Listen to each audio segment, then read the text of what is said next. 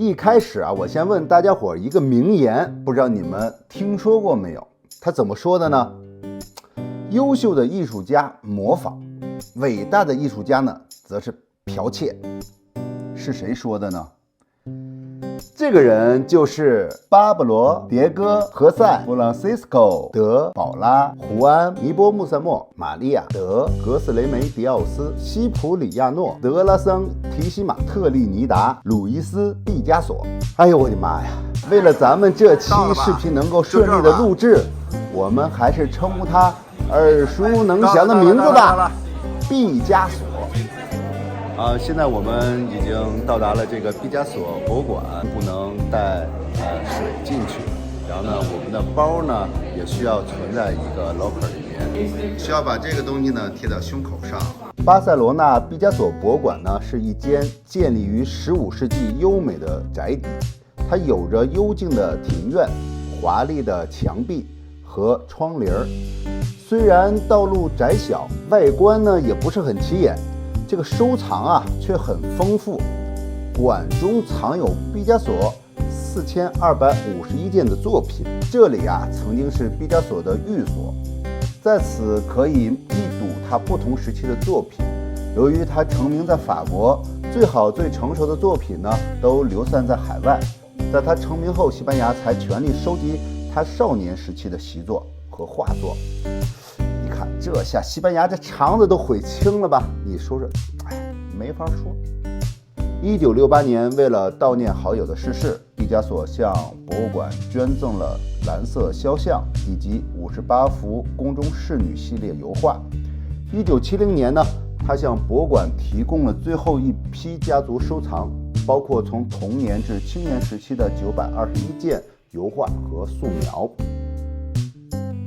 由于这个藏品数量不断增长，博物馆先后于1970年、1958年和1999年将旁边4座相邻的建筑收为场馆。2003年重新装修后呢，一条走廊贯通5座建筑内部，整座博物馆的结构基本定型了。巴塞罗那的毕加索博物馆这个展厅绘画作品主要以时间为序，分别为早年时期、还有求学时期、还有蓝色时期和粉红色时期。另外呢，还有2间展示了专门呈现毕加索在1917年创作的作品。1881年10月25日，毕加索生于西班牙王国安达鲁西亚15号，他是个天蝎座啊。毕加索受洗之后啊，被授予以教名啊，就是刚才那么长的名字，不再重复了，太长了。这个西班牙语呢是这个啊，最后是 Picasso 啊。一连串的这个教名代表对多位圣教徒与亲戚的敬意。另外，按照西班牙人命名的习惯呢，肯定是要加上父母的这个姓氏的，那肯定他就叫路易斯·毕加索了啊。这是艺术家父亲的肖像，家人呢是这个毕加索早年的绘画的对象。父亲和妹妹成为他最初的模特。这是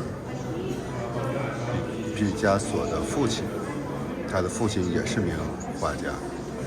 毕加索的父亲也是一位画家，专攻自然、素描、鸟类等动物，一生担任公益学校的艺术教授和当地艺术馆的馆长。毕加索很小的时候呢，就展现出对绘画的热情与能力。据说，毕加索张口的第一个会说的词是批呲批呲，是西班牙铅笔的简短发音。7岁时呢，毕加索的父亲开始正式训练他学习人物素描和油画。一次偶然，父亲发现毕加索对他未完成的鸽子素描涂色。在仔细观察毕加索的笔法后，毕加索的父亲深深地觉得他这13岁的儿子已经超越了他，并发誓从此他不再画画了。毕加索的父亲和叔父决定把毕加索送到西班牙一流的艺术学校去学习，马德里的皇家圣费尔南多美术学院。1896年，毕加索为了参加一个大型展览会，他决定画一套具有沙龙风格的作品。他征求父亲的意见，最后呢选中3个题材。第一个呢是祭坛男孩，第二个呢是第一次圣餐，第3个呢就是科学与慈善，既有宗教又有科学的。4月，巴塞罗那全市美术展览会上，毕加索的第一次圣餐陈列在第一展览室，标价1500比塞塔。5月15日，巴塞罗那日报上刊登了一篇对这次展览的综合评述，其中也提到了这幅画，称其画中人物富于感情，线条明快。这个是当时16岁的毕加索画的，可见他的这个画工了得呀。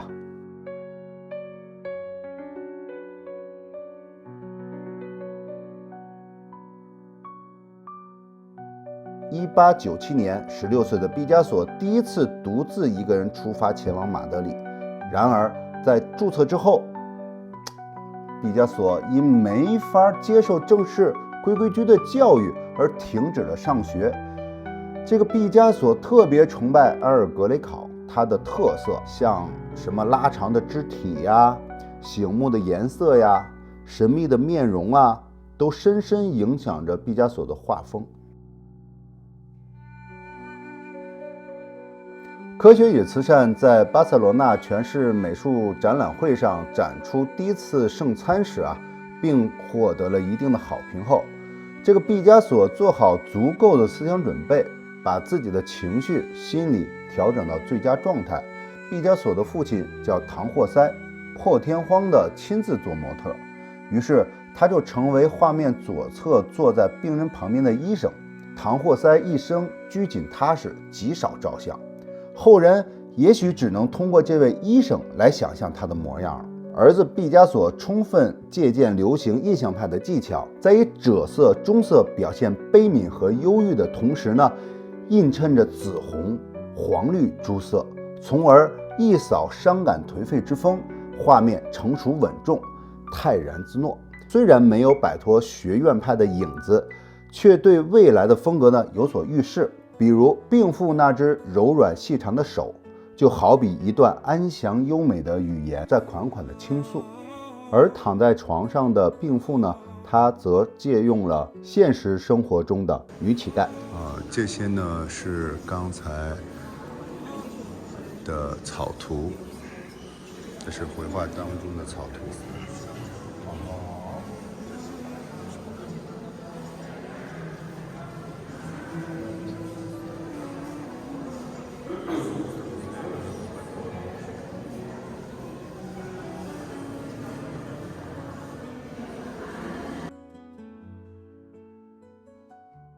那毕加索的艺术生涯的早期呢，从小便接受父亲的训练，并有着惊人的进步。这一点可以从2所毕加索博物馆馆藏的毕加索早期作品瞧出端倪。1893年间，毕加索早期作品里的稚气逐渐消失。1894年，毕加索可以说正式开始他的画家生涯。1890年的中期，毕加索的画流露出浓浓的传统现代主义的画风，第一次圣餐便是此时的代表作。此幅画显示出年纪轻轻的毕加索已经能够处理高难度的细节。同一年，14岁的毕加索画了姑妈佩帕的肖像画，肖像画里画的是那么的生动，画的这个人精神神倍儿棒啊，就是精神头特别好。1897年，毕加索现实主义画受到了象征主义的影响，在一系列风景画作品中呢，配不上毫不自然的紫色、绿色调，便是毕加索的现代主义时期。此时期的毕加索的作品呢，受到了罗塞蒂、史丹林、图卢斯罗特雷克、爱德华蒙克等人的影响，融合了他钦佩的画家埃尔格雷考的特色，而产生毕加索独特的现代画风。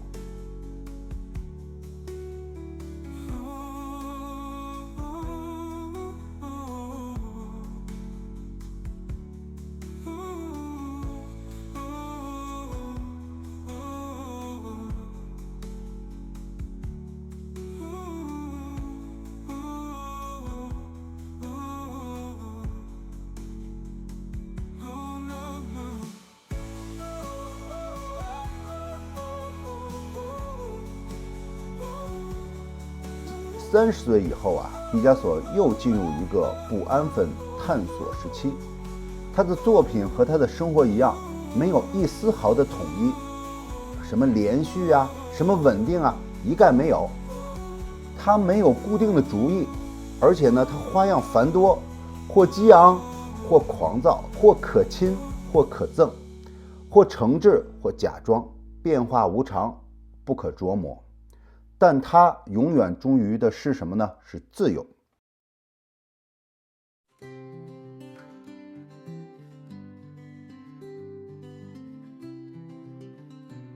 现代主义罗拉，约1899年，拉蒙卡萨斯路线，木炭制作的，首次在4只猫的作品展，木炭绘制在纸基底上。现代主义。蓝色时期的毕加索受到他朋友卡洛斯的自杀的影响，使得蓝色时期的画呢，经常出现阴郁的感觉。这个时期的画作呢，以蓝色与绿色的色调为主，极少使用温暖的颜色。在这段时间，毕加索创作了许多描绘着骨瘦如柴的母亲与孩子的作品，用色阴暗，并有时以娼妓与乞丐为主题。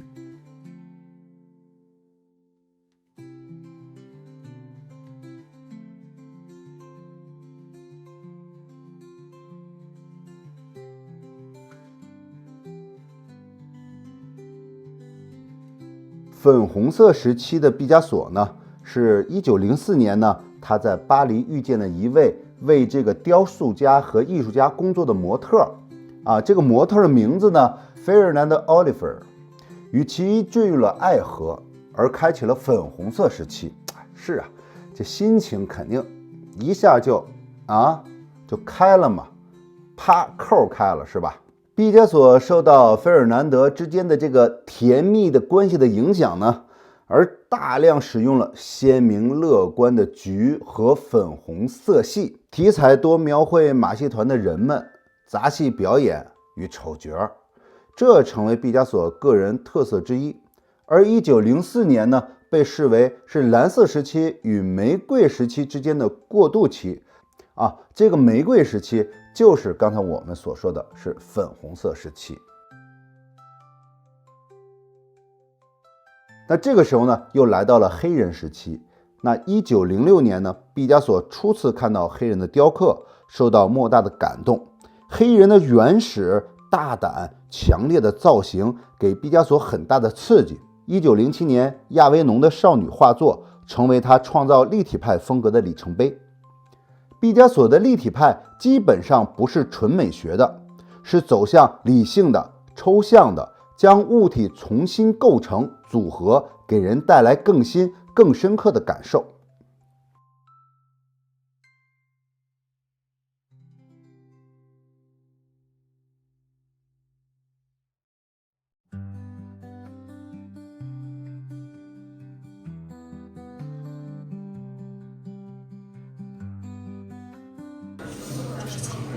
对，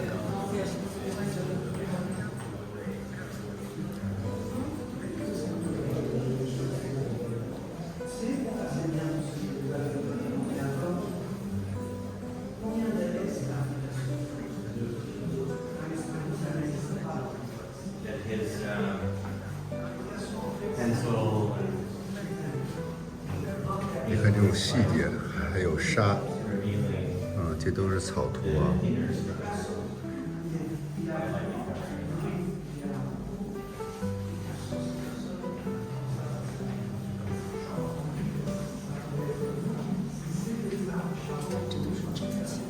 对，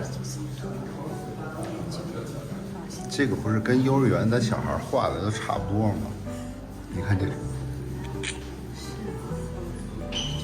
所以我就说这种艺术的东西吧，你就是从萌芽小孩在初学画的时候就别管它，这些东西就完全不分好坏，就是一种想象的东西。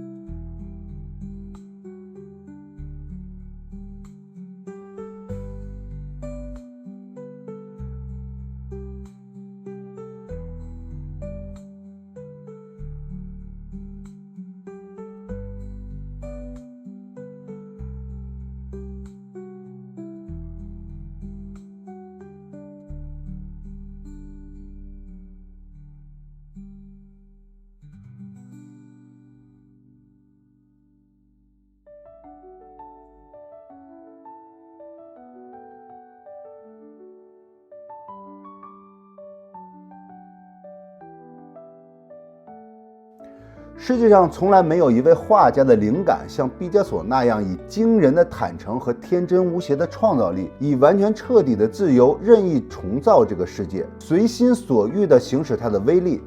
他不要规定，不要偏见，什么都不要，什么都要去创造。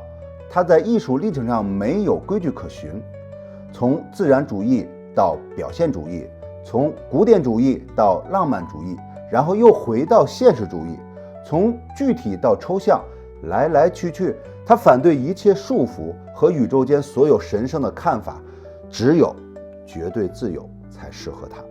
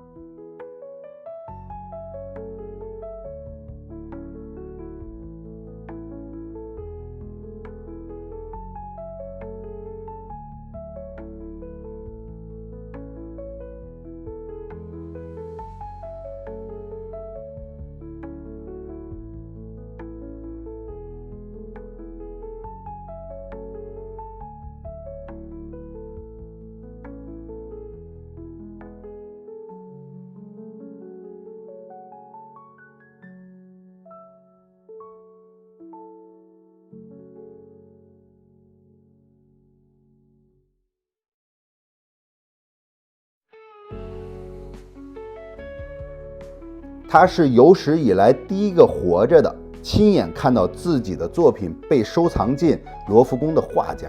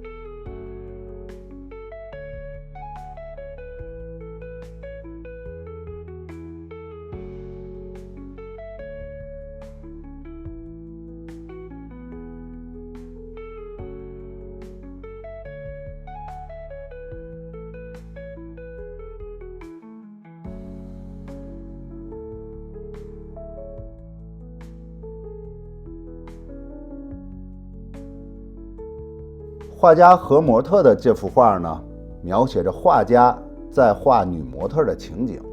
右侧的这个裸女呢，坐在地上，画家坐在椅子上，聚精会神的作画。背景呢简略，人物呢充满画面。画家完全以自我立体派面貌来表现对象，他将人体拉长、压扁、扭曲、调位，从而获得令人惊骇的艺术效果。他的岁数已经很大了，这是1960几年的。他在最早期的时候，他画的是很规整的，是学院派的，后来逐渐才改变画风。现在呢就来到了他的晚期。这个时候呢，正是这个西班牙内战和第2次世界大战期间，士兵成了这个毕加索创作的主题题材之一。他的作品中的步兵象征了男性权利与欲望。初期呢，这些士兵形象是鲁莽的，画面内容呢往往跟随着爱情与征服，而晚期的士兵呢形象呢就越来越平淡，甚至呢出现了疲惫。在这些作品中呢，似乎可以感觉到毕加索老了、累了。白鸽呢是这个毕加索经常使用的形象，用来象征和平与反暴力。那1962年，毕加索呢也获得了列宁和平奖。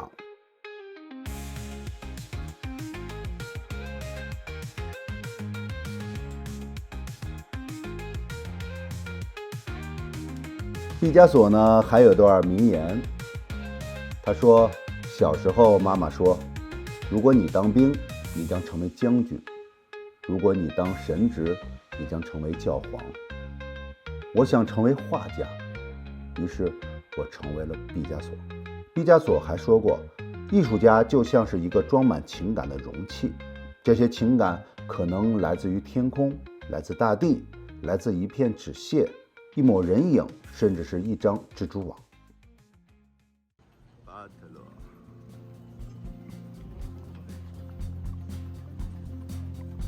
这个就是晚上好看。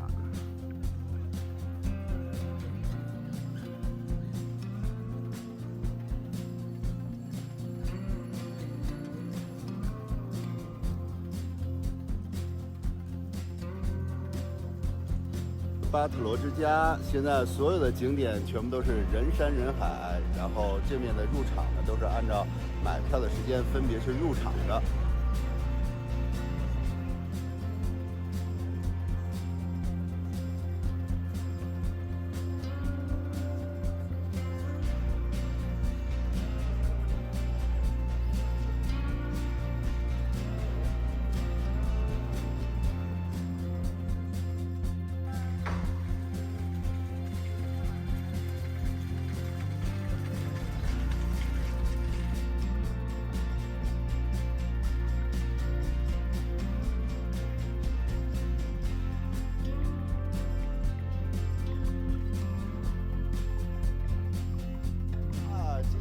我们要出海啦！我们现在我们 check in 已经完成了，现在我们要地中海之旅开始，看看我们的这艘大船。